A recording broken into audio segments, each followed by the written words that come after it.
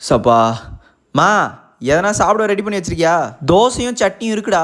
மா உன்னை ஒரு 3 முட்டை பாயில் பண்ண வைக்க சொல்லி தானே ஜிம்முக்கு போனேன். முட்டையும் வச்சிருக்கேன்டா, இதையும் சாப்பிட்றேன். மா அதெல்லாம் ப்ரோட்டீன் கண்டென்ட்டே இல்லைம்மா.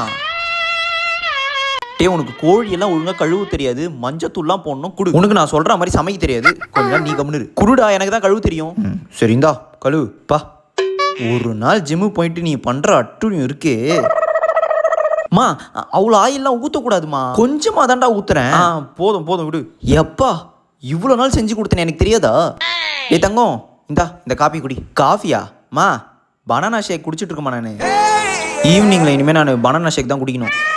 இனிமேல் எனக்கு டீ காஃபிலாம் போடாதம்மா, அவ்வளோ சுகர் இருக்குது அதில். ஜிம் ட்ரைனர் சொன்ன மாதிரி 2 சப்பாத்தி தான் சாப்பிட்டோம், ஆனால் வயிறு ரொம்ப பசிக்குது. நைட்டு நான் எதுவும் செய்யலைங்க, வரும்போது எதனா வாங்கிட்டு வந்துடுறீங்களா? பரோட்டாவா? பரோட்டா வேணாங்க, இவனும் சாப்பிட மாட்டான், ஏதோ டயட்டில் இருக்குன்றான். ஐயோ வேணான்ட்டாங்களே அம்மா. எனக்கும் நைட்டு பரோட்டா ஒத்துக்காது.